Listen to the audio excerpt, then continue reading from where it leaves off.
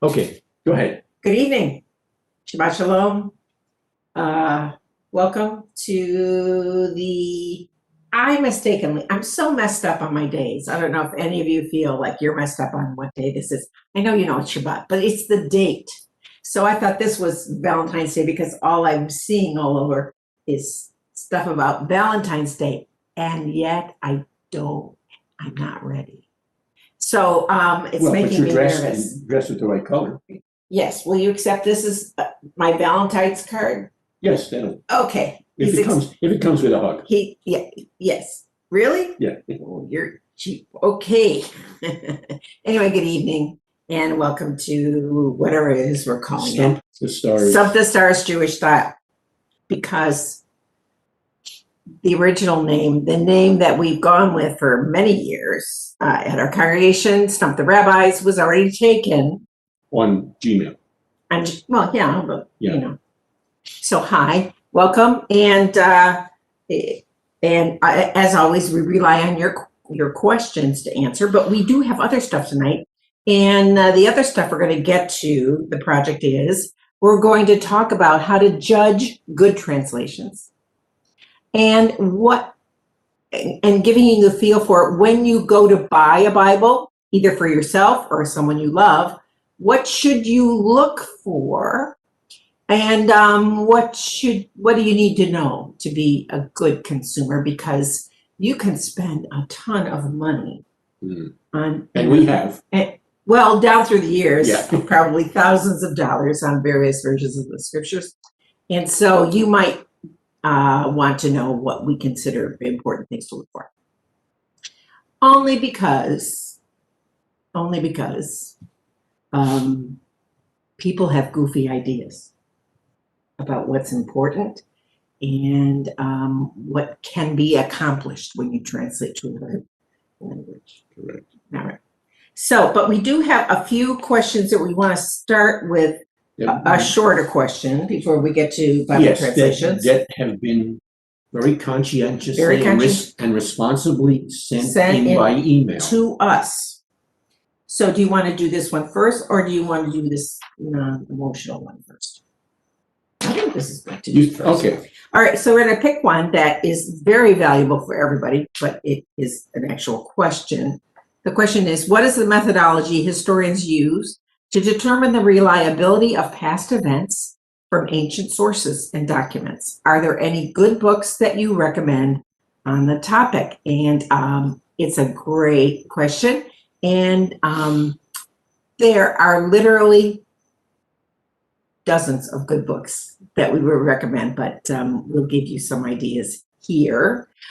This would be for people who are trying to answer questions, not only that you have, because you don't have us around to chat with. We're not there for you to call on, although you could email us and we might answer your question personally. But if you would like to know scholarly books, so college level and above, that will give you backgrounds. And once again, these, we may have forgotten some that we would have definitely put on this list, but these are the ones that occur to us, I would say more from a historical vantage point. How can we know that what is in the scriptures is historically accurate in the way that historians feel that things are historically accurate? Okay. You talk first. All right. First, as you might well expect, and is appropriately so, a commercial. Oh. We deal with some of this stuff in the Messianic Apologetics course. And if you've not already taken it or you have forgotten it, then by all means review it, or sign up to take it, or sign up for it by distance. And we'll be happy to send along that course to you. But let me lay the groundwork just a little bit and then get more specific. By way of the groundwork, what we're trying to determine is what are the basic tests that are used to help determine the historical reliability of a document that we are dealing with. And there are a couple good books that lay out the general methodology. I've forgotten the title of one of them, but fortunately I did remember the title of the other. And it's by Gottschalk, and it if I remember the spelling correctly, Gott, and I'm fairly certain that it has two T's, and it's Schalk. I think it's Shalk, but there might be a C that's snuck in there as well. Gottschalk. And to my recollection, the title is Primer, or maybe it's a primer of historical methodology. And that lays out the basic framework for how you approach. And the basic framework for how you approach is something along this line. And in the apologetics course, we developed this particular case for both the Older Testament and the Newer Testament. What you're dealing with is three basic tests for historical reliability that have been largely used, and it's the kind of testing that's used on whether it's ancient Greek documents, ancient Syrian documents, ancient Latin documents, and so we use it to approach the biblical documents as well. There are three major tests that you need to apply, and depending on who it is who's describing them, they use the following terms. I've chosen to use these terms. One is what is called the what do we call the first one? Popped right out of my mind. Bibliographic test. Bibliographic test. And that has to do with this question. How many copies do we have of the text we're examining? How many copies do we have of the original text that we are examining? And how close to the original are these copies that we have? Okay, how many texts do we have that are copies of the text we're looking at? And how close are these copies to the original text? Okay, fair enough? All right, the next test is what is called the internal test. You look at the document under examination and you see if it is consistent internally. And this is especially so if you have more than one contributing author, but even with just one author, you see if it's consistent internally. Are there any things that are what you might call contradictions or inconsistencies? In other words, do the witnesses that are cited agree on the events that are in question and on the narrative that's given? And the third test is the external test. What other sources are there outside the text you are examining that shed light or that deal with the text that you are working from or seeking to determine the historical reliability of? Okay, fair enough. Is that clear? If it's not clear, somebody either unmute and say something or wave at us, whichever way you want to do that. If they wave us, we can't see them because they're just their names. Yeah. For whatever reason. Okay, so now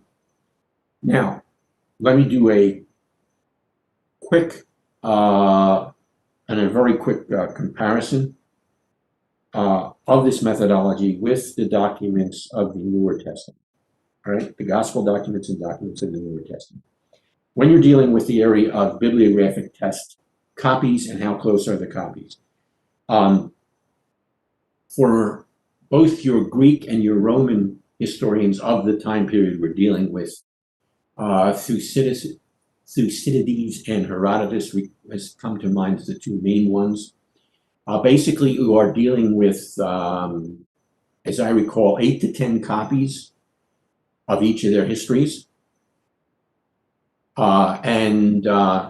Those 8 to 10 copies, as I recall, the earliest of the copies is around 800 years. Either Matt or Jeremiah, if you remember something more correctly than that, because you've been in the apologetics course, feel free to mention that. All right, so, and these men that I've mentioned, Thucydides and Herodotus, I mentioned because they are generally considered historical reliable. They're generally considered accurate historians for their time period. Where's my pen? Right here. Okay, I lost the name of the guy. Recent historian, I'll remember his title.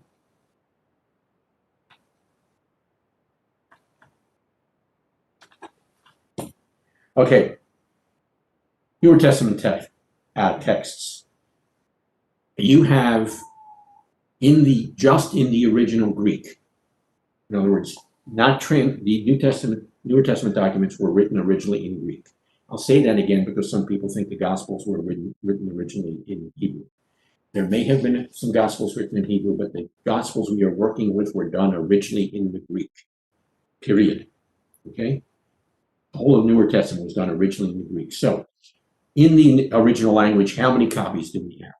We have, and I just saw a revised number literally 2 weeks ago. We have approaching 5,100 copies of these documents in the original language. The earliest copies we have, although they're not necessarily full copies, but they are fragments, the earliest copies we have in some bulk,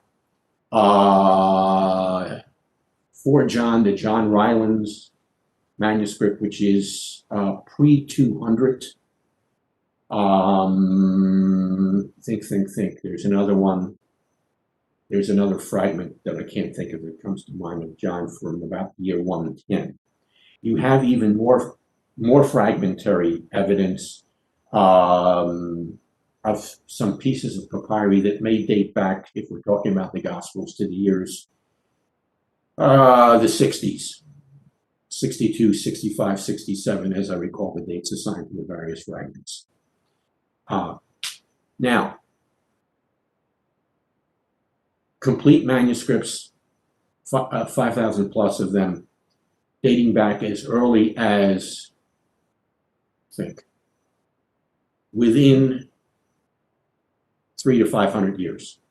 Fragments and copies of certain texts coming to within, less than 100 years, some maybe as close to 30 years of the original documents.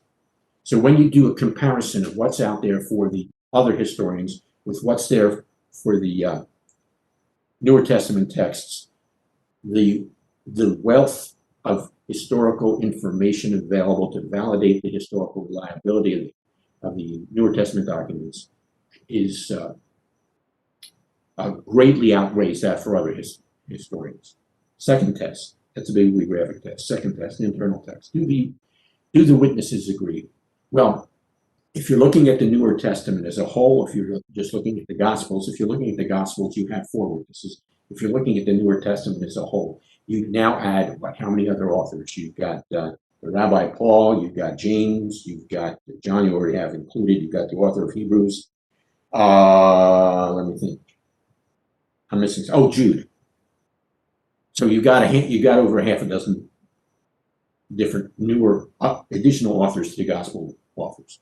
Okay, so you check to see if what they say about the events is internally consistent, and if you check it out, it is. That's one of the things you look for. Another thing that you look for within these documents is, are they consistent with the reality of that are out there? In other words, do they address the historical situation reliably when you compare other documents? And in this case, they do. I'll get back to that in just a moment. And then there's another question that's inherent within this, and that is, can these people who claim to be eyewitnesses be eyewitnesses? And you look for a number of things. First of all, by their dating, can they be? And the answer in this case is definitely yes. Secondly, do they, and I don't know quite how to phrase this, when they deal with characters in the story, especially if they are themselves part of the story, do they sort of deify them? And I'm going to use that term very carefully. Or do they speak of them honestly? In other words, perfect couple cases in point here. 2 of the major authors are Peter and Paul. Is Peter described always in glowing terms? Oh no.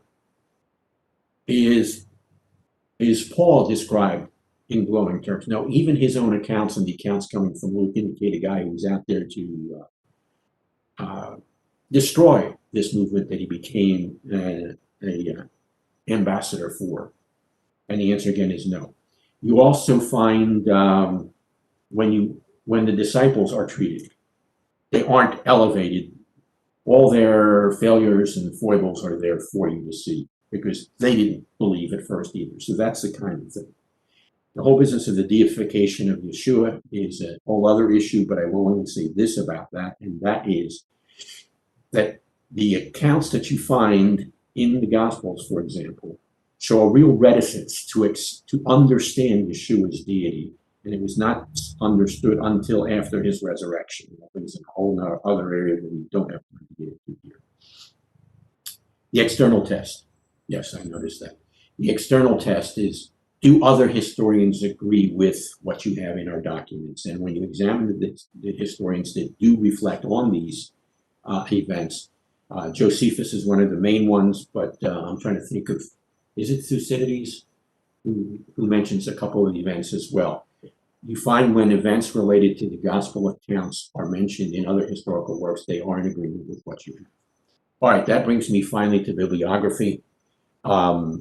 And that has to do with a number of books. I can't remember why I can't remember the last author's name, but anyhow.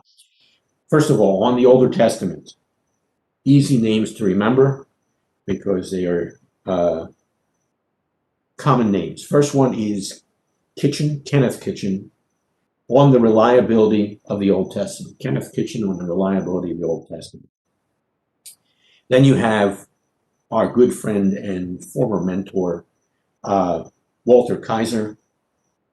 I just found out today when I was hunting up the exact title here. He's written over 40 books.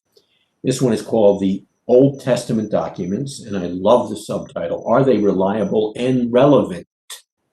Which is one of his hobby horses. I wonder if that's in response to a recent I didn't check famous person on TV. I don't know because I didn't check the date on that, but that's it. I wouldn't be surprised. I wouldn't be surprised. Anyhow, the Old Testament documents, are they reliable and relevant? Walter Kaiser. Craig Blomberg, B-L-O-M-B-E-R-G. The historical reliability of the Gospels. And then a classic, and it's a classic for a couple of reasons, because it's been around for a while and it's very effectively done, and also because it's not so long. And it's available in paperback. It's the New Testament documents. Are they reliable? F.F. Bruce.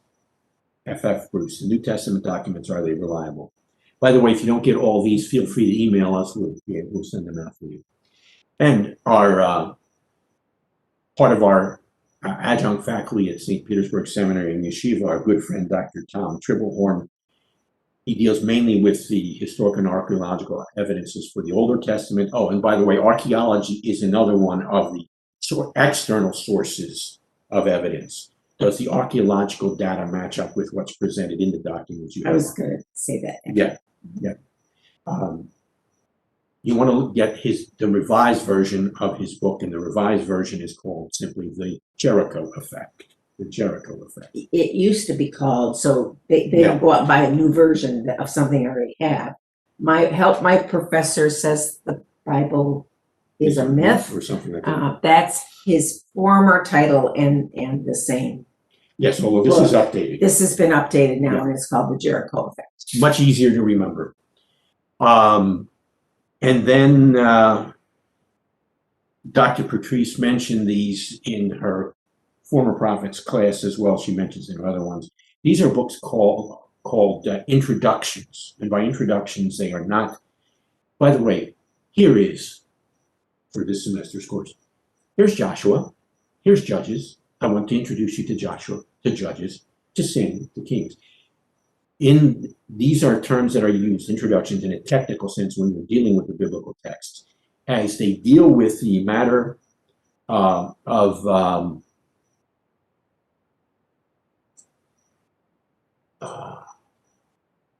okay, we'll get to Jeremiah in a second. They deal with the matters of authorship, of date of writing, place of writing, evidences for the authors, being the named authors being the actual authors. And two of the standard ones, in this case, a former friend, and he's only a former friend because he has since graduated to the great yeshiva on high. He went to meet his reward. He meant to meet his reward. went. Yeah. Yes.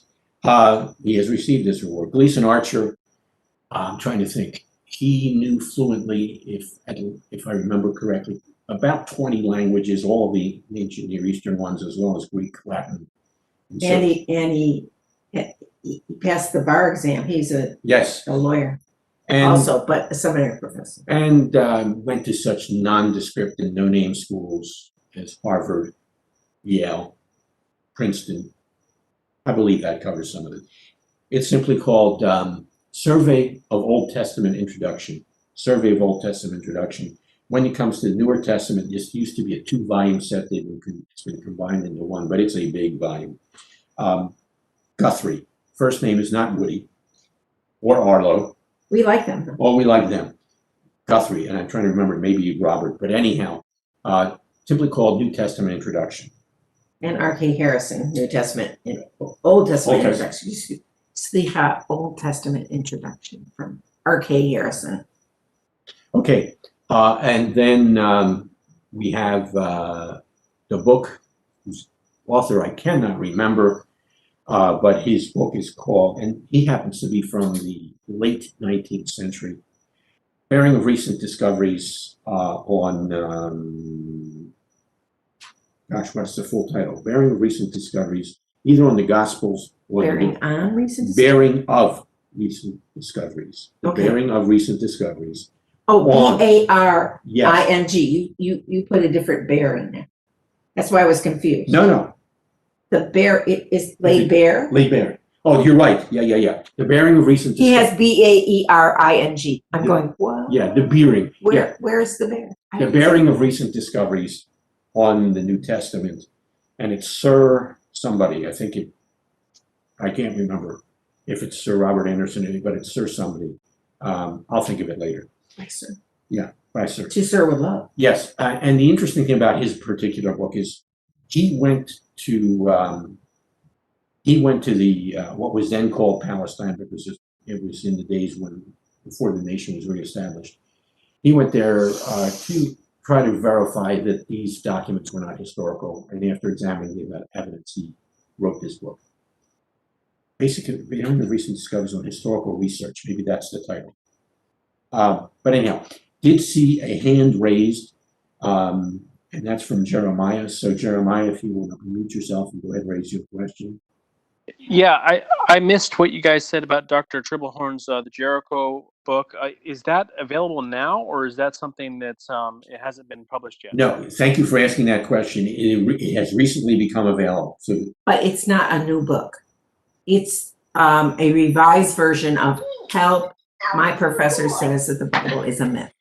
Right. I have the old version, and I think I had it. I think I gave it away. And Well, then you might want to get the new one. Yeah. Yeah. Jericho. Thank you. Yeah, the Jericho Effect. Do you by any chance happen to remember the name of the author whose name I'm trying to remember? Which book? Sorry. The Bearing of Recent Discovery on the New Testament, or on historical research in the New Testament. I think I remember it from your syllabus, but I don't remember the author. Okay. All right, we'll hunt that up if you need that later.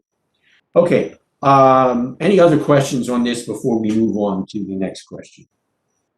I was just going to say Oh, yes, sorry. to not as heavily fraught with academic rigor as what the list of books and in general where we're coming from. There's unfortunately, when you get in a purely academic setting, you have questions that are asked of both the Tanakh and the Newer Testament, and they're much harder and more stringent questions that would be let slide in other history courses. So, hi, are we still on? Yeah, we're still on. I'm just okay. I'm Googling. So. I can't see you, but I believe you are there in my heart of hearts. So this kind of thing will happen. When you tell people to read the New Testament because this is historically accurate, they will give you all sorts of stuff they've heard from other professors who haven't really read the New Testament very often or asked it any very academic questions. But then they'll go ahead and say, well, when Julius Caesar read the Gallic Wars, and yet we have far less evidence that Julius Caesar wrote what we call the Gallic Wars, and yet we say he did all the time. It's accepted, it's not questioned. Then you have that kind of special pleading. And John now has found the answer he was searching for. Oh, Ramsey. Yeah, but look, it is bearing the way I wrote it. Yeah. Oh, it is bearing the way you wrote it. Okay, the bearing of, what are they bearing? I don't know. Okay, it's being born somehow. So the present tense is to bear, and the past tense would be he bore that with great humility. He bore that weight with great humility, and If that's has been born. if that's Sir William Ramsay, then That's it. that makes sense. How like Yes. old sounding that is. Yes. That is. And what was the second thing I was going to bring up other than Julius Caesar definitely wrote his stuff, but Yeah, Gallic New Wars, Testament is all made up and didn't get written down until 600 AD, kind of thing. And there was another thing. Oh, yes. When we talk about academia today, there are set boundaries and set platforms which are readily acceptable. And that is purely from our point of view as 21st century Western people trying to read history and to verify its accuracy or to verify that it is the truth. But I just want to alert you that in other worldviews, down through the centuries, what we would consider the bases for establishing the truthfulness of something is different. That shouldn't shock you because different worldviews have put different values on different attributes of things. But here's one I think is really relevant when we discuss the activities, for instance, in the Gospels.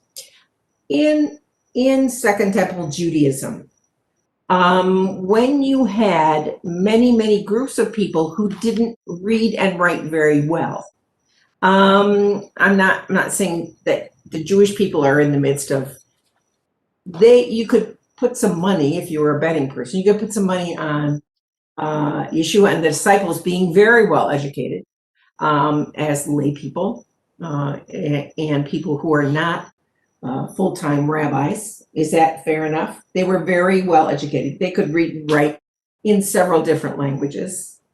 And they had memorized all of the Bible. And yeah, basically they knew where all the verses were in the Bible, which is also very helpful. I see it more, not that they could recite the Bible word for word, but that they, when you say memorize, that they knew where to go to find it. They, like you can. It's like you might not know the verse number, but you know exactly the chapter and the story that it's in. Well, actually, recent authors have said that they actually had memorized it word for word. Okay, I'm not going to debate that. That's not part of my point. No, that's not your point. That was tangential to my point. My point is about when you have the testimony in the book of Acts, for instance, about people who saw Yeshua after he had been crucified, people who saw him walking on the earth.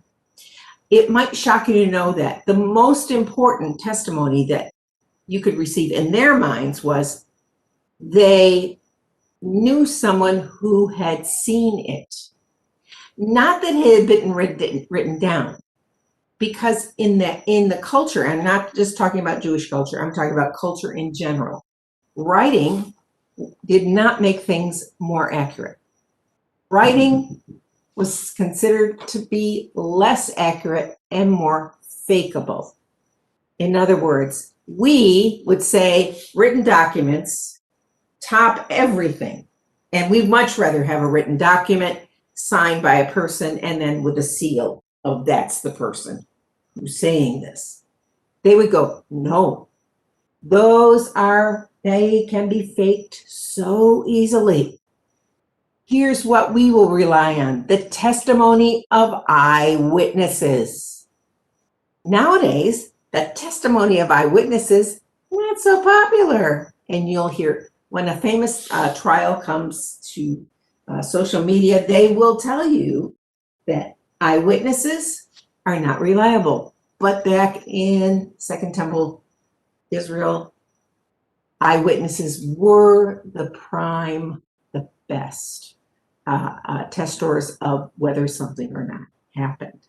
And see, those are the worldview questions you have to bring to, well, have they satisfied, has what I've been reading satisfied my questions and scholars' questions about the historicity of something? And we must take a step back and say, to my mind, but not assume that it will do it for all minds, because they asked and answered different questions in those days. And that's why some people get really miffed that we don't have a biography of Yeshua. We don't have a biography of Yeshua. We have what in Western minds is sort of a strange collection of documents that maybe in people's minds raise more questions than they answer. But for the everyday average academic questions of, can we rely on what we've been told? I think the answer is yes, we can rely on what we've been told. Yeah, let me build on two things that Patrice brought to mind.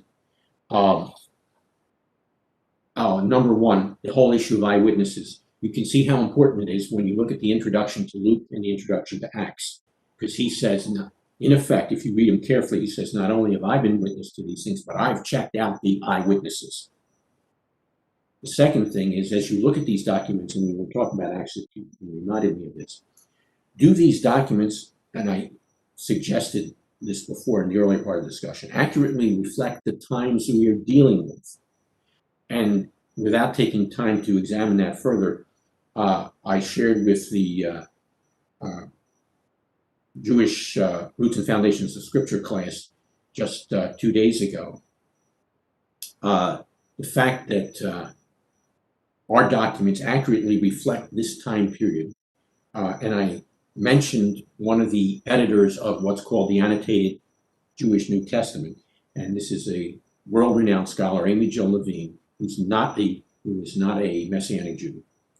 And she said as part of this interview that you can go to the documents of the Newer Testament to learn about Judaism of the late Second Temple period. In other words, they accurately reflect the times. So, yes, to what you were saying. Okay. Okay. I hope that answered way more than your questions. But it is a starting out point. And just because your average pastor or even your average rabbi does not know the in great detail, historical backgrounds of either the Tanakh or the Newer Testament does not mean that they're not out there. And it also does not mean that there are historians who that's what they do for their living, and yet they still believe and they still practice the faith of our ancestors. It's not you if you're either a historian or you believe in the scriptures. You can do both without I don't know. Having I'll think of the term being thrown off by underneath what you believe is two different ways of, and you're going to fall one way or the other. Cognitive dissonance. Cognitive dissonance. It does not bring necessarily cognitive dissonance. All right. Do you want to start talking about what we said we were? This. Oh. No, this. Just so long as we get to that question. I don't know if we're going to have time now. Okay. Because you took a long time on that other one. Yes. Right? Yes. Okay. I wouldn't have taken that long, but you did, and it's fine. I'm just saying. Okay. Now you're going to watch us while we dither about things. Okay. I think this is going to be of more help. Okay. Fair enough. All right. So we promised that. We didn't promise. About 2 weeks ago, it occurred to me as I'm thinking about now, what if people don't send in questions? because then what are we going to talk about? But this tangentially came up in one of my classes. Yes. And And it I'm comes up- sure you talk about it Come- too. It comes up frequently in classes. It comes up frequently in classes, but we wanted to make sure that it's not just a side note, but if this is meant to be an important help for you guys, if you are deciding whether or not to spend your hard-earned money on a new Bible that just came out, I'm amazed at how little people sort of look at what they're buying whereas if they were buying groceries, they'd be examining the UPC codes and the ingredients and everything. But I don't know, when they go to buy a Bible, they get stupid or something, and then they don't even look at what they're getting.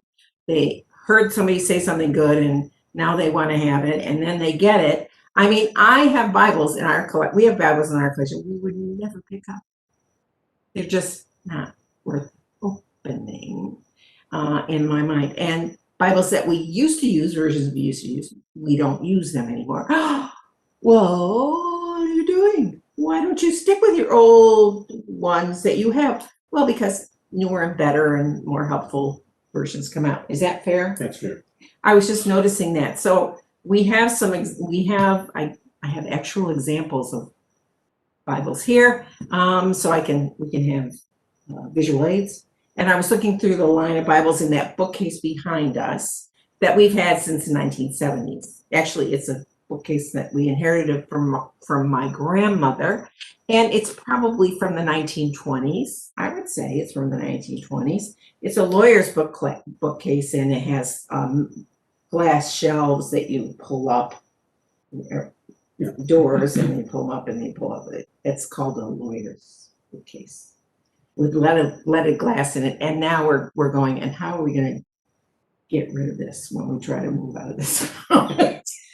Anyway, back to my topic, which was how on earth do you value your Bible, and how do you know when it's time to get a new one, and why would you want a different one than your favorite one that has all your precious verses underlined or color coded? I had a boyfriend once. He literally had his Bible. Yeah, before you, I had boyfriends, and one of them was a spiritual sort of a guy, and Mark, and I actually saw this Bible, which was from, I think, well, even though they didn't have this word back when I dated him, he was a geek of the first order, and like under the picture of the first known geek, that there would be Mark's picture. He literally went through his favorite Bible version. I don't remember right now which one it was, just this one, with different colors of magic markers. And the yellow was for the topic of sin, and I don't know, I'm making things up, but the orange was the topic of salvation, and the green was the topic of this. And I looked, and so needless to say, I did not marry him. So, yeah, because anyway, back to, I don't know if he did that with the Lord of the Rings, but it sure wouldn't surprise me if he had color coding for some topics in the Lord of the Rings. Can you hold your thought? Yeah, I didn't have a thought, so please interrupt me. All right. In fairness to you, as we answer this question, I think it would be important to at least share just a brief bit about some of the background we bring to this question. Okay. Number one, Patrice did her doctoral work in the field of linguistics. Linguistics are essential in helping us understand not only how language functions, but in translation. I did the first of my master's degrees and did my thesis on comparing two different styles of translation of the Gospels. So that's the background we bring to this particular question. Back to you, Madam. Back to me. All right. So having said that, first of all, I want to put a myth. I want to raise up the myth. We want to look at it for a minute with the idea of then we're going to put it down and not consider it anymore. Here's the myth. And you may have heard this myth. A person goes into a bookstore, like they could nowadays, but you have them, and says, I want a word-for-word translation of the Bible. I want a word-for-word translation of the Bible. That's the only one I want. What can you show me? And here's how you answer that. There is no word-for-word translation of the Bible. Did you hear what I said? You cannot find a word-to-word, English to a word in, fill in the blank, translation of the Bible. They do not exist. If they did exist, you would not be able to understand. How do I know this? Why am I saying these shocking, horrible things? Are you not a scholar? Do you not know what word for word means? Oh, I know exactly what word for word means. The closest thing you can find to a word for word translation would be in a separate section. You might not find it in a Barnes and Noble. You would have to go on Amazon and put in the exact word interlinear. An interlinear Bible will print the original text in the original language, whether it's Greek, Hebrew, or Aramaic, and then underneath it will put in, as best as they can, it's not very good, the words of English. So that's how the closest we can get would be an interlinear Bible. You don't want to get one of those unless you're in a language class that's trying to translate those words, because it's really a translation help. A quick word on interlinears. They do it word for word in the same word order as the original, and I defy you to be able to read these things smoothly if you're following along in the so-called English word for word. It would not make much sense, if any at all. I will give you an example in Hebrew that you will readily understand. I could pull it in and read it from out there to read it. I think I got it. Well, in a minute, after I tell them, okay. So go ahead, I'll look to see if I have one. If you're saying, I want my words in English to be in the same word order as they are in the Hebrew or the Greek, for now, let's just say that you have your two default modes of Hebrew and Greek. Here's the problem you're going to have right from the get-go. If there is a phrase in Hebrew, the big black hairy spider was crawling up the man's back. I know, unlikely to be in the scripture, but so I'm talking about stretches of adjectives. That's what I'm talking about, long stretches of adjectives. Are you ready? The big black hairy spider was crawling up the man's back. Here's what it has to be in Hebrew. It will say in English, the spider, the big, the black, the hairy was crawling up the man's back. Or it might even begin with, was crawling up the man's back, right? Wouldn't it start with the verb often? Yeah, that's not my point. My point is just to key in on this one problem of strings of adjectives. It's nonsense in English, isn't it? So we want to have it be accurate as far as that phrase. The phrase, the big black hairy spider, that phrase,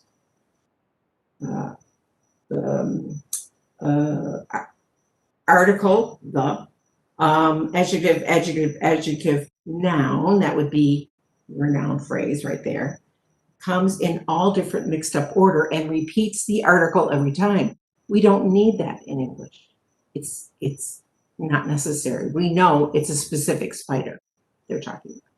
All right, so he's going to read out of his, well, now he's going to do Greek for you. He's going to read out of the one I had. He grabbed one of our Greek interlinears. He's reading out of Luke. I literally just opened to this page. Mm-hmm. All right. Now, here we go.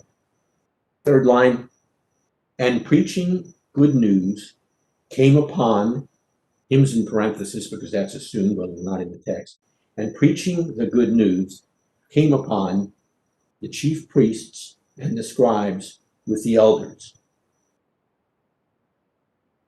Does that make a whole lot of sense? No, because it's not a complete sentence, Yes. but it is in English. So there it is. And another thing that you find, if we were to, for example, to turn to the Gospel of Mark, you'll find the great majority of the sentences in Mark begin with the Greek term "and." That's not good English. No, and we're not even technically talking about good English and not good English. Yeah. In Hebrew, to even top Greek sometimes doesn't. Hebrew does run-on sentences all the time. It's not considered bad Hebrew. It's considered bad English. And so, and everything, each one of the first 5 books of Moses, even Genesis, begins with the word "and." Even Genesis begins with the word "and." And from what? What are they linking up? You're talking about something before time and space. Yeah, before time and space has an "and." Yes, because that is part of the Hebrew style. And in English, it would be wrong. English teacher says, go back and take out all your run-on sentences. Cannot have those. Those are terrible. Ruining English. Okay. I just flipped open to Mark just to see how Mark works. This happens to be Mark 13, first verse. And going forth, him out of the temple says to him, one of the disciples of him, and then it tells you what the disciple says. That's a word for word literal translation from the text. So then what is it that we do want to concentrate on? What would be the best way to get what we think of as a word for word translation to buy for somebody else or for ourselves to read? We would like a phrase for phrase translation.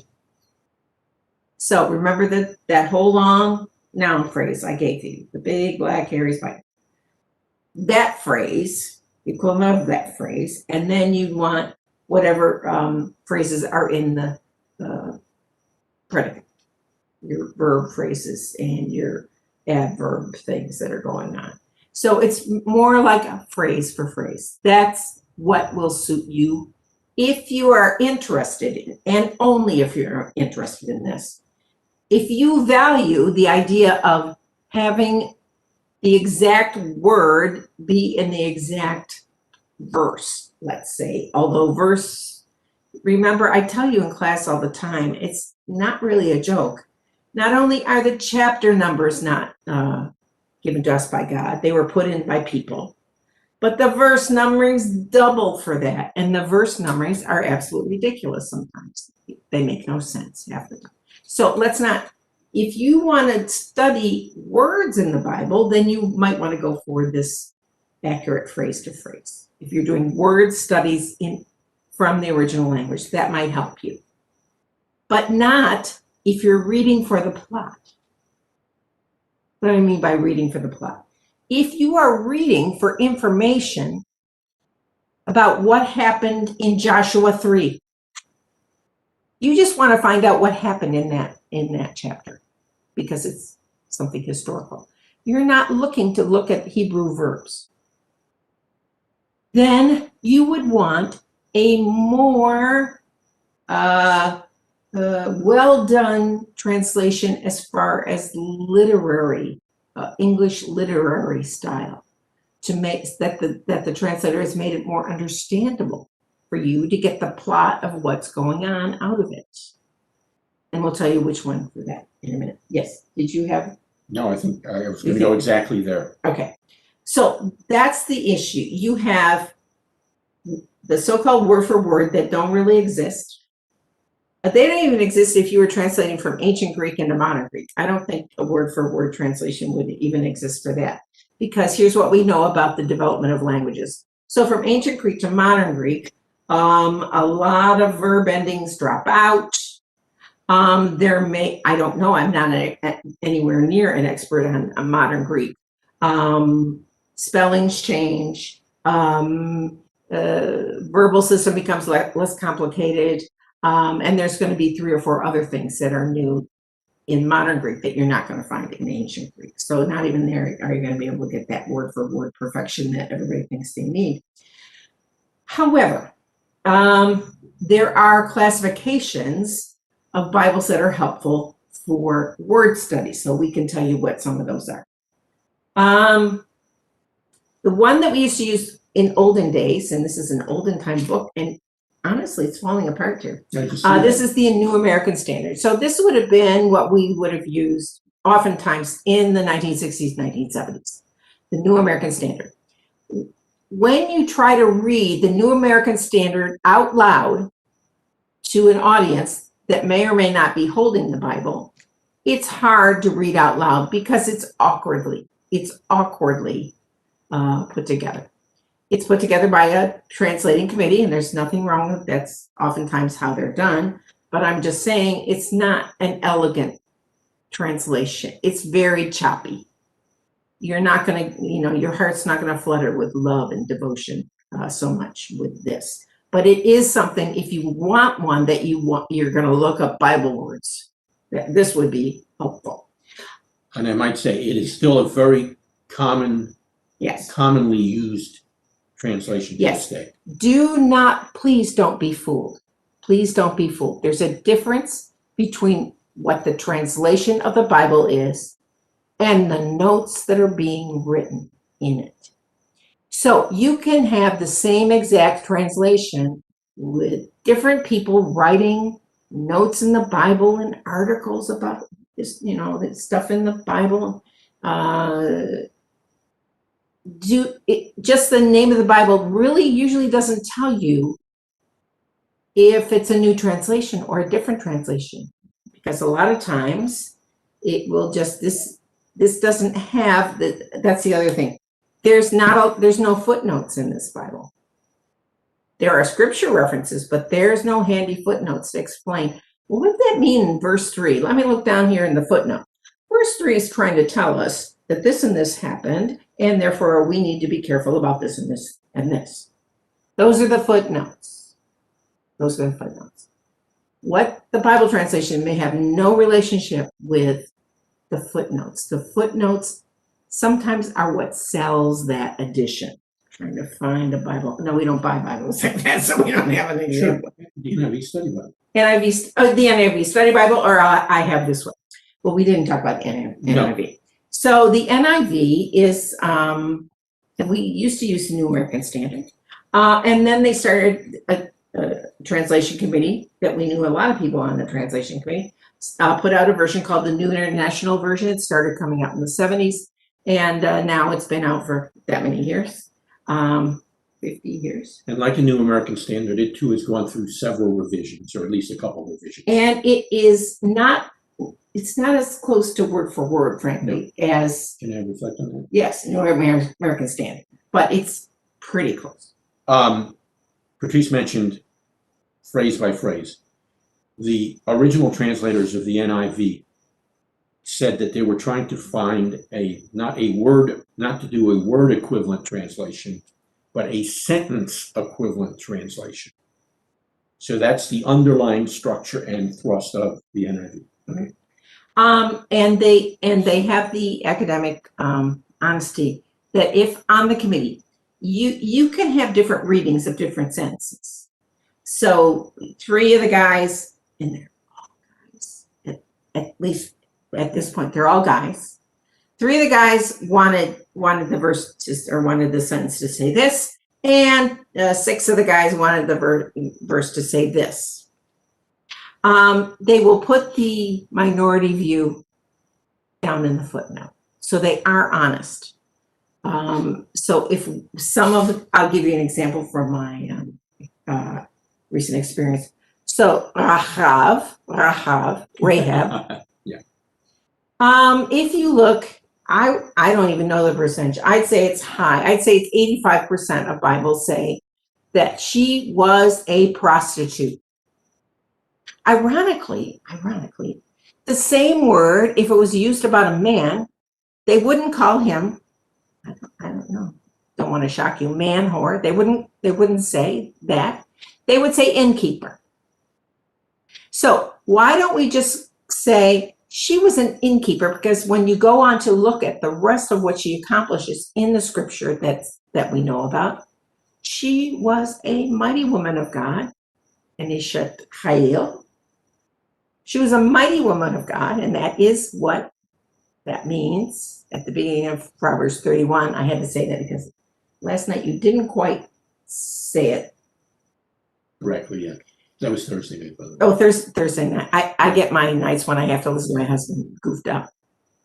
At the beginning of Proverbs 31, what does it usually say? A woman of valor, right? Who can find?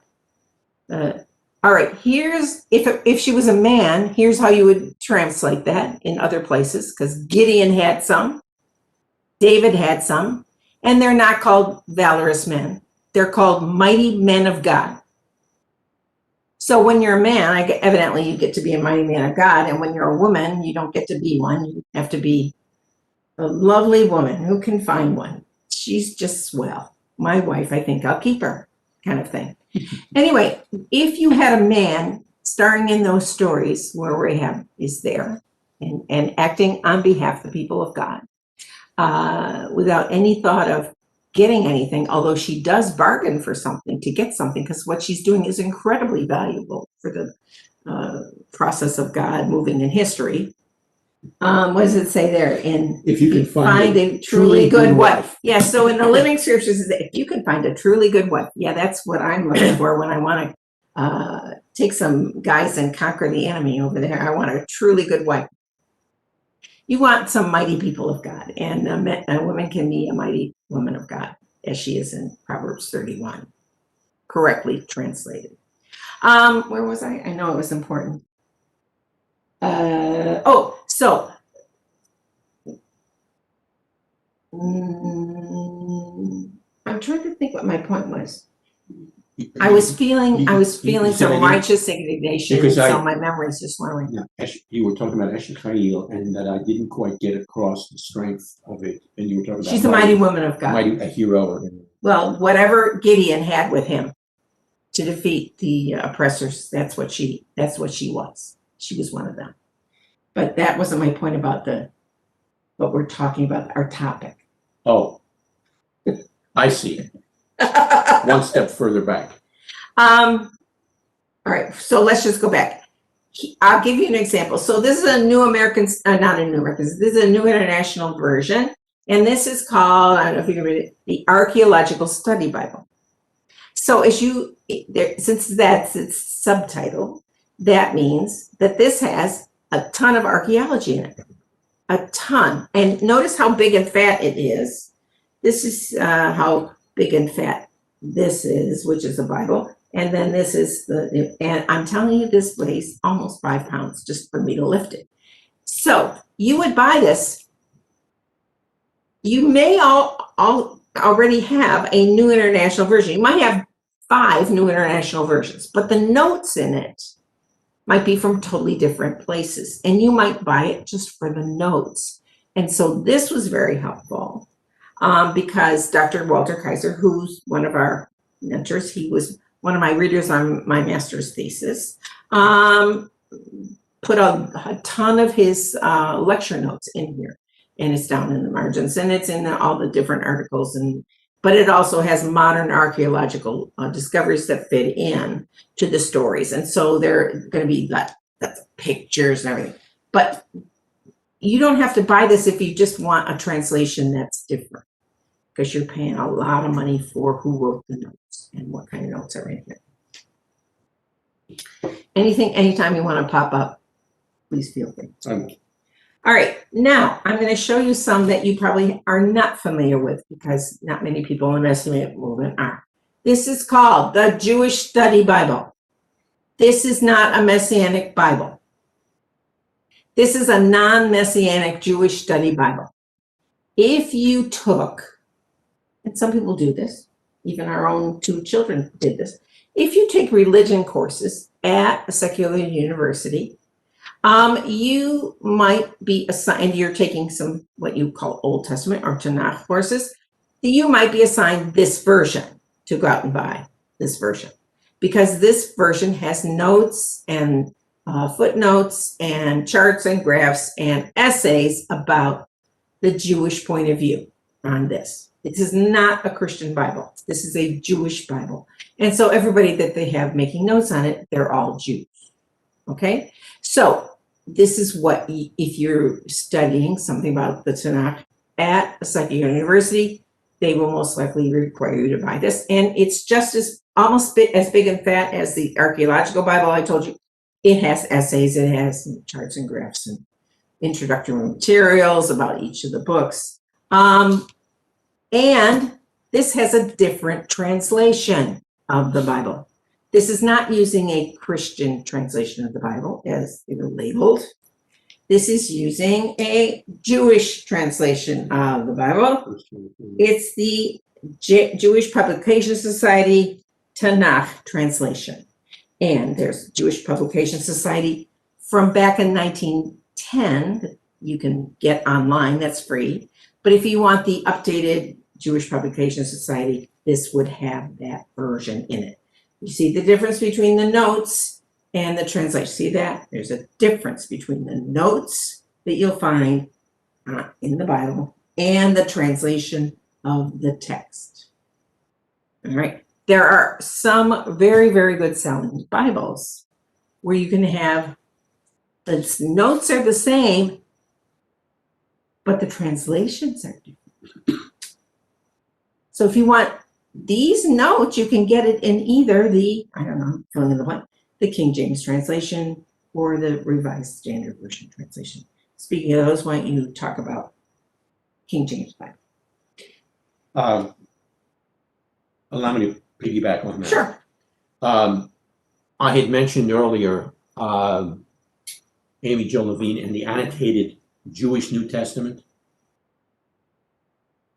Like the annotated Jewish New Testament, the Jewish Study Bible brings to bear Jewish scholarship on these texts. The annotated Jewish New Testament obviously relates to the Newer Testament. The Jewish Study Bible brings to bear the scholarship and contributions of Jewish scholars and translators to the text. King James Version. King James Version goes back into the early 17th century. 1606. Yeah, that's what I said, early 17th century. And it was not totally based on, but it in one sense derived from some earlier translations. But the main point is this: those scholars, as they got together, took the texts, the manuscripts they had available, and what they tried to do is to bring those texts into modern English, the English of the streets, so to speak. Modern contemporary English. Yeah. Which is Shakespeare English. So the original King James suffers from the same problem that trying to read Shakespeare would suffer from. There's another thing, apparently, and there are a number of scholars who address this. Apparently, they also try to preserve the English language of the day. So often they would use, if, for example, an original Hebrew or Greek had a variety of meanings, the variety of times it showed up they would use different English equivalents of it. So to give you, in that sense, preserve the English language. I hope you're understanding what I'm trying to say here. King James was not just lauding the idea of the Bible. He was lauding the idea that English is plenty fine for a language that can successfully translate Holy Scripture. He was boosting English. He did it on purpose. Otherwise, they could just listen to it in Latin like everybody else had been doing. But he had this purpose to give people the confidence and the idea that English was a wonderful language and we can listen to the Bible and it will be accurate in our own language. This is back in the 1600s. Okay, it's not from Okay, now, 1800s. so that already shows you part of the weakness there. And to try to bring the language up to date, the New King James Version has tried to do that, but it's still working from the old translation. To give you an example of what I was just trying to say, in Hebrew, you've got the word davar. Davar can mean word, it can mean thing, it can be matter. So each time davar, so when davar kind of came up, they would make sure that somewhere along the line it would be translated word, somewhere along the line it would be translated matter, somewhere along the line it would be translated thing. So that's the kind of thing that takes place. The second thing that's problematic with the King James Version is at that time, they didn't have access to all of the manuscripts that we now have access to. Because of more modern discoveries and examinations of textual traditions and manuscripts. Because I was just going to say this one thing. So when we say we have a translation of this, of the scriptures, well, which manuscripts? It does matter about which manuscripts you're trying to translate. The King James Version has a set of manuscripts from the 1600s. It does not have the luxury that we have of thousands and of better, maybe more accurate original manuscripts. So they're dealing with a group that's just not as good. Would you say not as good as inaccurate? Yes. And related to that is they work largely from what is called the received tradition or the received text, often RT abbreviation. As we had more and more interaction with the texts and manuscripts as they were discovered, we found out that is not necessarily the most reliable tradition. There are other manuscript traditions that are older and more reliable. And without getting a whole lot of technical on it, let me leave it at there. If you're interested in that, Bruce Metzger, Metzger, does have an introductory text on textual criticism. I'm not sure the exact title, but that's the name we're looking for. And that's another part of what King James was trying to do. Remember, it was his grandfather that was Henry VIII. King James's grandfather was Henry VIII. They broke away from the Roman Catholic Church and made the Church of England. So they didn't want to use those Catholic Bibles anymore. They wanted to have their own version. And I think his original they used different than the Catholic Bibles. Yes, yes. So they were even pulling a little under the scenes. Yeah, here's how it's going to help us. And so it's not just the matter of being great scholars or philologists, as they used to be called, word masters. There were other things they were looking toward when they made their original King James translation. Now, in all fairness to the translation, the texts they work from are viable texts. It's just that there are better ones. And you will find that when you compare the textual traditions and the textual families, and therefore some of the translations, by and large, what they're communicating is in agreement with each other. There are just certain areas where there are some differences. And some of those are more substantial than others, but generally speaking, less substantial. And this brings you back full circle to the Jewish perspective. That's why you want to make sure you get some of the Jewish scholarship that approaches these texts, both the Old and Newer Testament, because you want to make sure you get the full scope of understanding of what these texts, traditions, and words and phrases, what they mean. I wanted to alert you with things where another version of the Bible that I'm pretty sure that you don't know about because it is a Jewish translation. This is a Jewish translation just of the first 5 books. Look how thick. And the cover is beautiful. I'm not sure they have the same cover. This is called the Living Torah. It is translated by one person. That one person is Rabbi Aryeh Kaplan.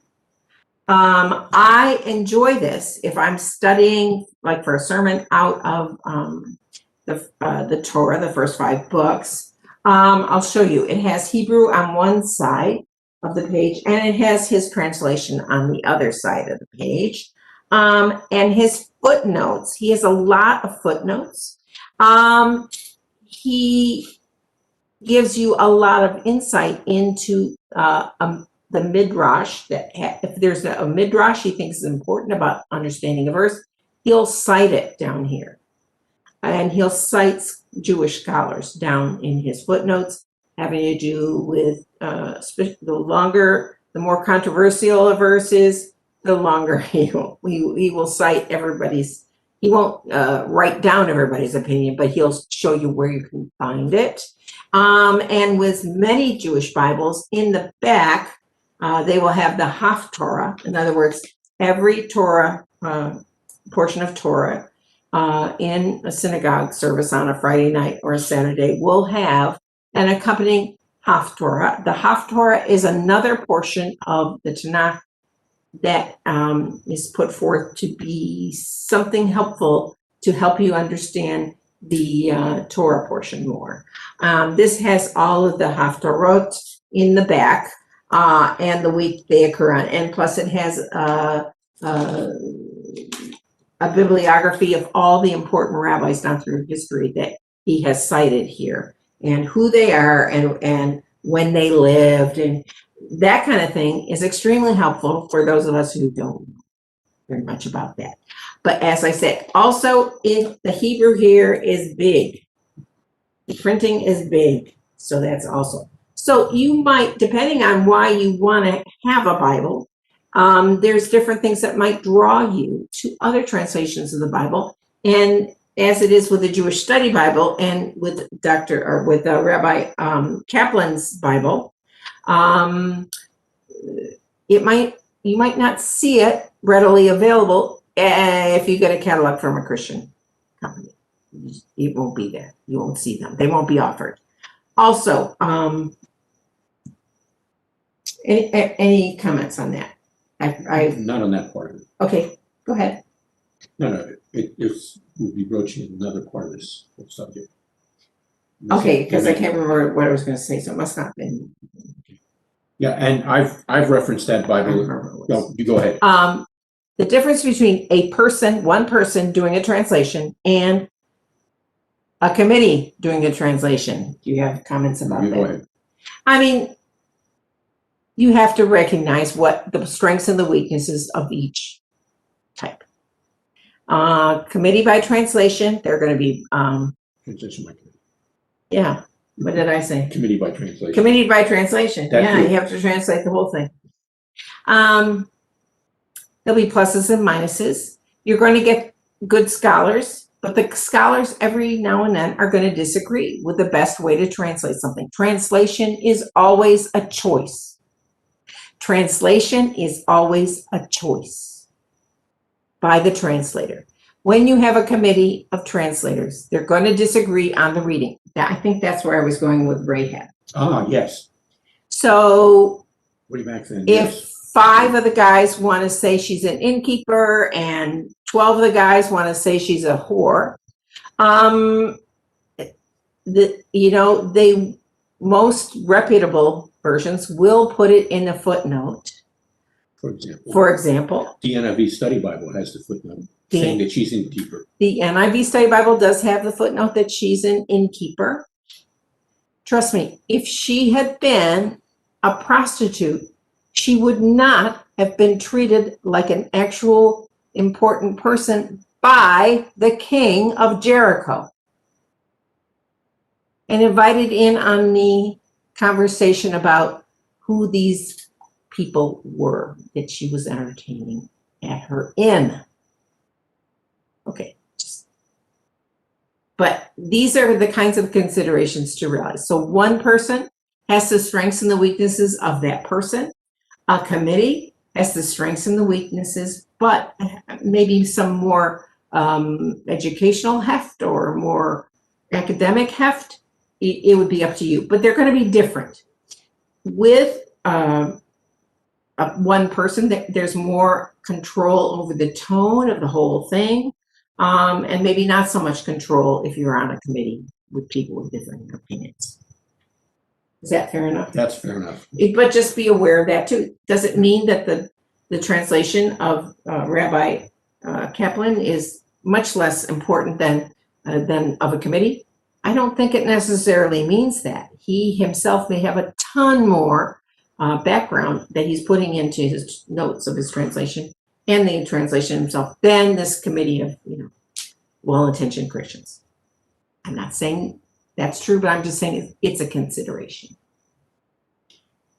And as I'm looking at the clock. Oh, TikTok. Yeah, as a bridge to the last part of the discussion. There's another kind of translation that is done, and that's called a paraphrase, where it takes the text. It doesn't try to translate. It tries to paraphrase that into the translated language. The classic one, although not the first, the classic one is the Living Bible. We have the Living Scriptures version, and I'll say something about that in a minute. Living Bible says it's not a translation, but a paraphrase. Now, the more modern, there has been a redo of the Living Bible. I forget what they now call it, but they have taken away the paraphrase, and the more recent editions, they've actually tried to work it into a translation rather than a paraphrase. J.B. Phillips was an earlier paraphraser. There are others. I'm trying to think. I think Eugene Peterson, one or a couple of his works are paraphrases. So it tries to put it into more readable and understandable with the language for the audience, as opposed to just being strictly following the text and trying to translate it. I hope some of that made sense. But I wanted to use that as a sort of as a bridge, unless you want to go someplace else, as a bridge into Messianic translation. In a minute, I just wanted to say this about the Living Scriptures. So if you're asking somebody, even if it's you, if you've never read, let's say, the book of 1 Samuel, you don't know what's in the book of 1 Samuel. You have an idea. Samuel's in the book of 1 Samuel. That might be all that you know. But you don't know what happens. There's some great stories in 1 Samuel. There's some exciting stories in 1 Samuel. There's some tragic stories in 1 Samuel. Everybody should read the scripture. I said this on the college campus. I said it at secular college campus. Every well-educated person should have read the Bible by the time they get to college. And don't take no for an answer. Every well-educated person should read the Bible. I don't care. Every well-educated person should have already read this by the time they get to college. And if you haven't, then you're not very well educated, frankly. And I would say that to anybody, because so much of Western literature, you can't understand Western literature if you have not read the Bible. And I would argue that we'd have a debate, but we don't have time. So if you want to read for content, but you don't want to struggle, read a paraphrased. They're going to get the plot right. They're not going to be there for you to look up individual words in the Greek text. They're there so that you understand the plot and the plot makes sense to you. And I might add, these kind of Bibles also tend to be far more readily accessible when they're being read publicly. Yes. If you're reading to your kids at night, don't read them King James. Don't read them New International Version. Read them a story version so that they'll be interested and they'll understand the words. Because remember, paraphrases normally do not use very vague theological words as part of the plot. They will make them much easier to understand. If you're trying to teach theological lessons using the actual English terms that we've stuck in there, so then I assume that for your 5-year-old, you're going to be having a long discussion about what justification is. So good luck with that. And we chose not to do that, but Let alone, here's one, propitiation. Propitiation, yeah, good luck on that. Ask the next 10 people who are walking into Target, what propitiation is, and you'll get a lot of laughs. It'll be very fun. Go ahead. So, oh yes, modern Messianic versions. By the way, the New Living Scriptures has most of the in the Newer Testament has changed Christian to Messianic believer, has changed the Greek version of the names, has changed Jesus to Yeshua, has changed Peter to Shimon. So that's the advantage of this particular one, especially if you're reading to kids. Okay, now, a couple more things about this particular one. It is, in fact, the Living Bible, but done with Messianic terminology. And by the way, it was done, this edition was done by one of the co-founders of our synagogue, Dr. David Bronstein. It is out of print and has been out of print for quite a while. But here's the beauty of used books places on the internet. Mm-hmm. I'm sure there's hundreds of these on the internet that you can pick up for a song.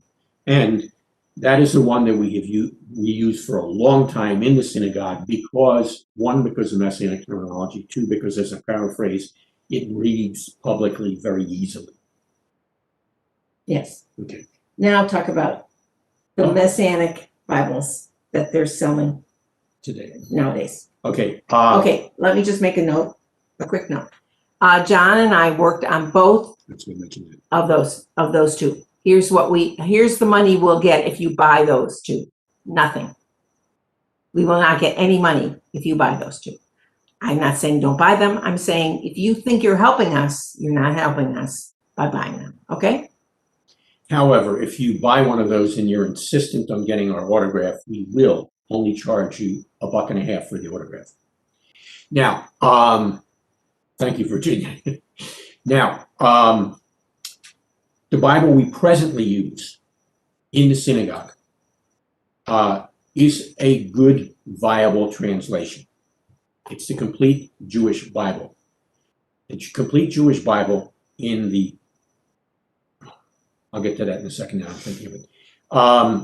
Complete Jewish Bible, if you've heard it read from up front, you understand it's not something that's easy to read publicly and therefore understood publicly, but it is in fact a Jewish translation. The Newer Testament part of the translation was done by Dr. David Stern, a good friend of ours, and whom you might keep in your prayers. He is suffering from acute Parkinson's, and he's an older gentleman. He did a fresh translation from the Greek of the Newer Testament, and what he did is he consciously used Jewish terms and in fact Hebrew terms, and in some cases even snuck in a few Yiddish terms. Our critique would be that perhaps he overdid it so that it reads a little more difficultly because you're reading Hebrew terms said in English.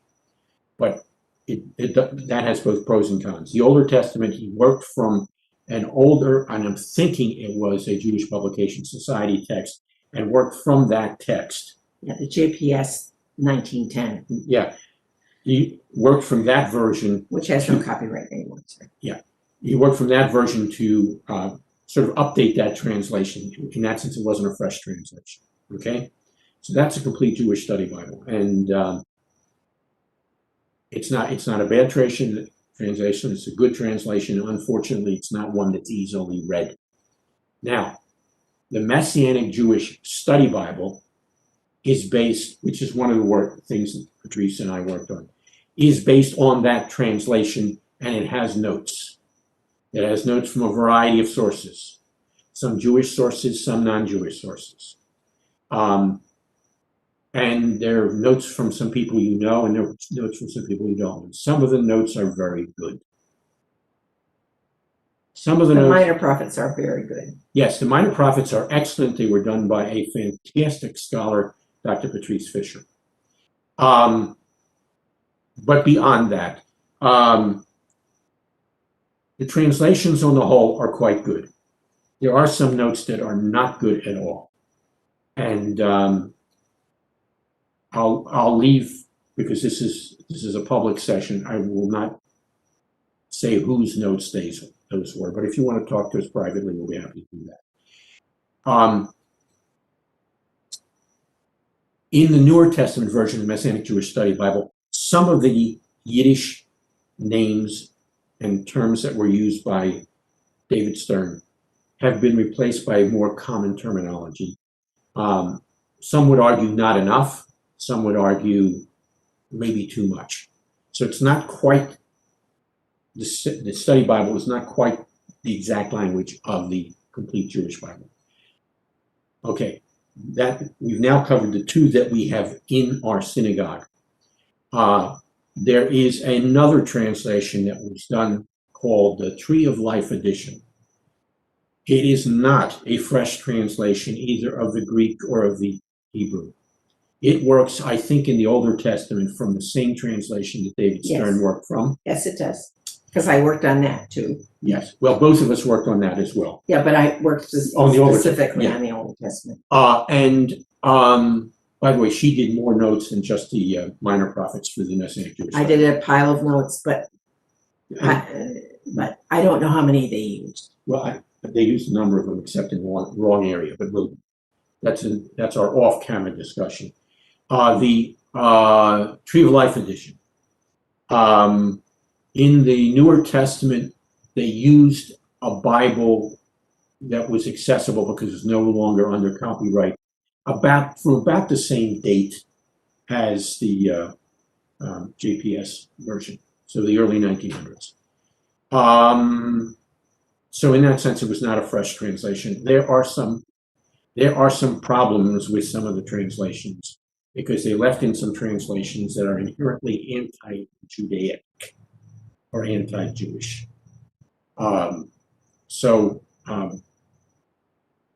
Those are the pros and cons. And what they did try to do is to do these translations is to try to make the Newer Testament again more Messianic or Jewish sounding, and the Older Testament bring it up to date. And the pictures are beautiful. Yeah, and the artwork is wonderful. Their art is very pretty. The cover is pretty. Inside, when you look at it, it's very pretty. And some of the work is very well done.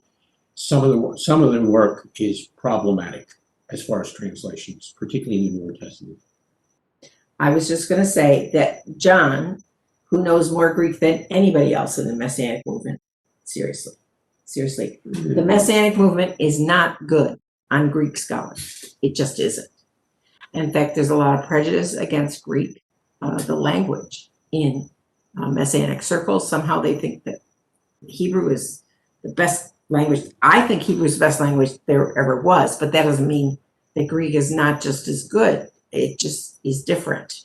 John redid the letters of Rav Shaul. Some of them. Oh, I thought you did. No, not all of them. Not all of them. What I was going to say is, if you want John's translation, because he is very good in Greek, you could send us an email and request them, maybe. Yeah. Because they're good.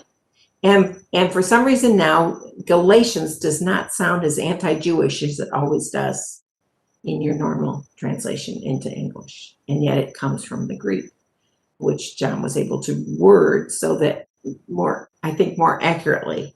More contextually, and from a worldview which does not see the Jewish people as ruining everything in the New Testament. You see how that worldview, if you have the worldview that the Jews missed out, they messed everything up, they rejected the Messiah, and therefore any excuse you had to go ahead and say not such nice things about Jews, that'd be fine. Yeah, those are the types that usually get on these translation committees and make Galatians sound like free from the law. Oh, happy condition. So if you're interested in using his translation, send us an email. Okay. Okay. I think we're done. I think we're beyond done. People are flaking out because it's time to have Havdalah. And thank you, all those of you who stayed with us through the whole of it. And thank you for those of you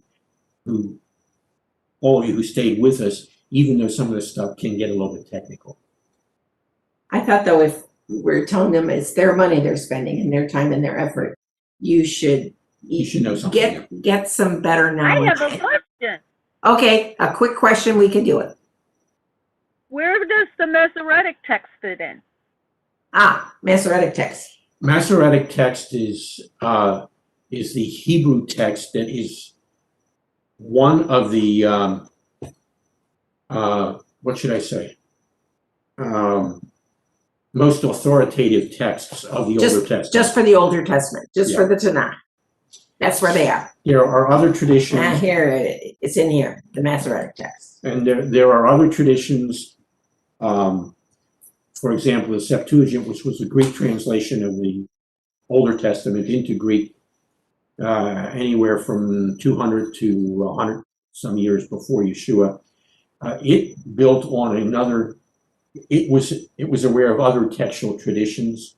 There are other textual traditions that come from the Dead Sea Scrolls, but the one that is probably the most authoritative is what's called the Masoretic text, or the Masoretic text tradition. And that's just a very brief response. The Masoretic text is dated to about 500 CE, 500 AD. That's how far back that goes. But it's only for the Older Testament. Yeah. And it was based on rabbis and scholars in the Galilee.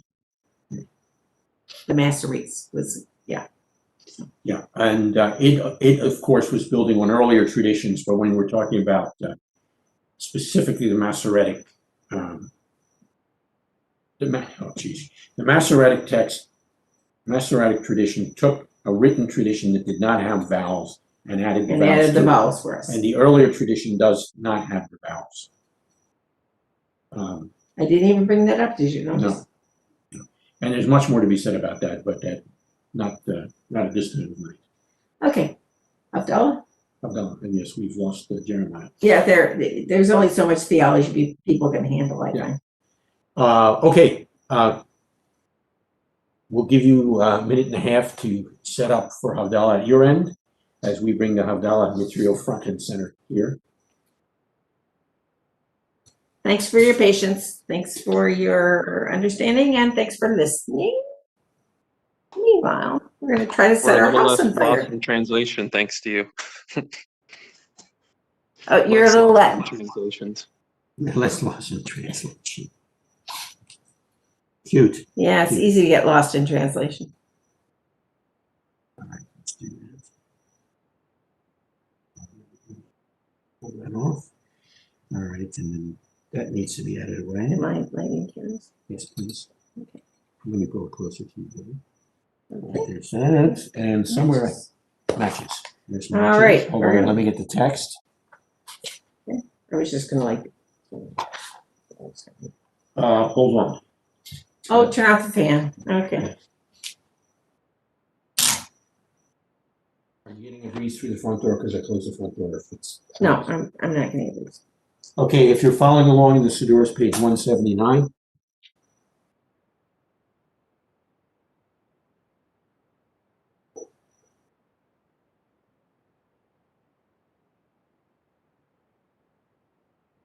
Okay.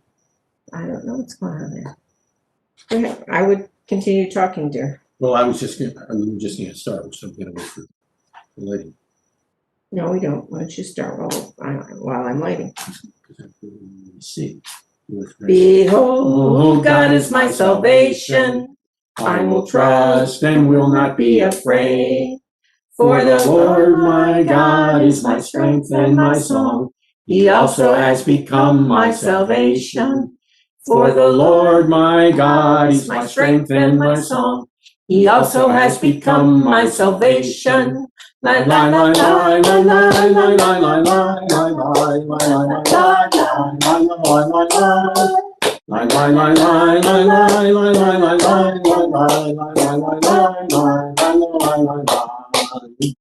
Behold, God is my salvation. I will trust and will not be afraid.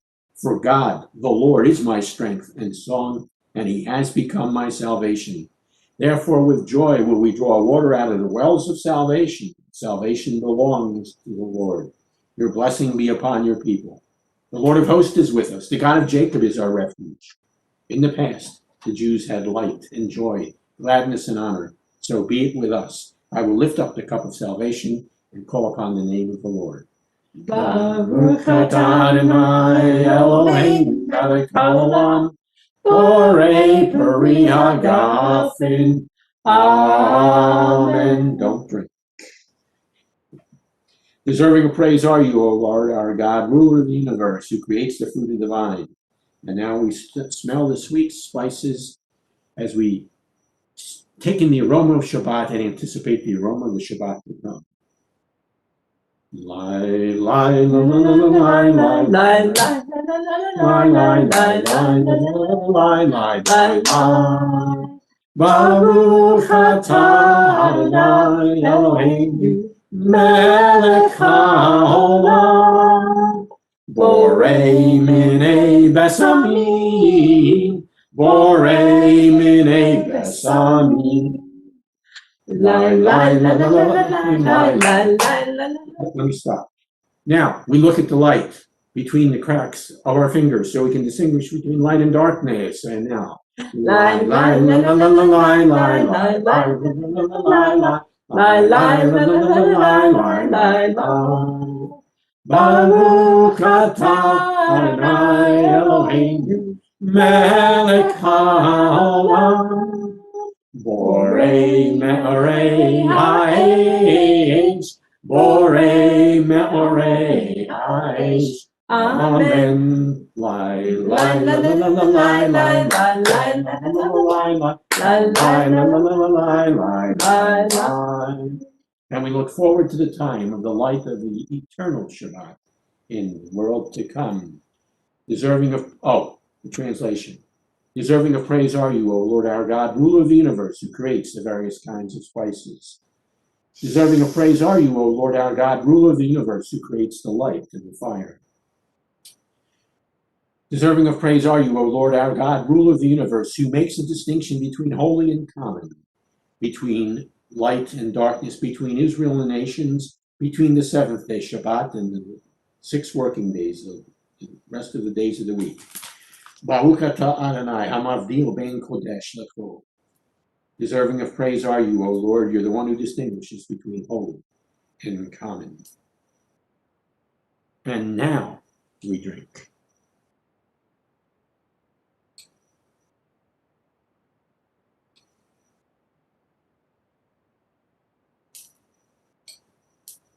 And with the remainder of the wine, we use it to extinguish the candle, and we say, bye-bye Shabbat. I will try not to burn my hand. Please don't burn your hand. Bye-bye Shabbat. Bye-bye, Shabbat. You'll be back. And as we anticipate the Shabbat to come, we sing.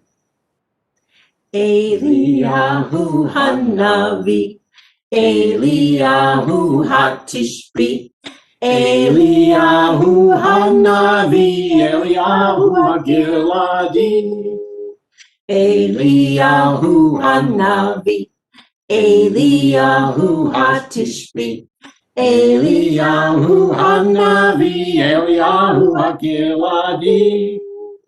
Bimheira yavo aleinu, bimheira yavo aleinu, in Mashiach ben David, in Mashiach ben David. Lie, lie, lie, lie, lie, lie, lie, lie, lie, lie, lie, lie, lie, lie, lie, lie, lie, lie, lie, lie. Lie, lie, lie, lie, lie, lie, lie, lie, lie, lie. Lie, lie, lie, lie, lie, lie, lie, lie, lie, lie. Elijah the prophet, Elijah from Gilead, Elijah the Tishbite, may he come quickly and bring with him Messiah, son of David. And we look forward to that time as we say, Shavua Tov. Shavua Tov. Have a good week. And thank you very much. Thank you. That was great. I loved it. And Thanks, thank you. Virginia. And thanks for joining with us. Thanks for joining us. Until next week.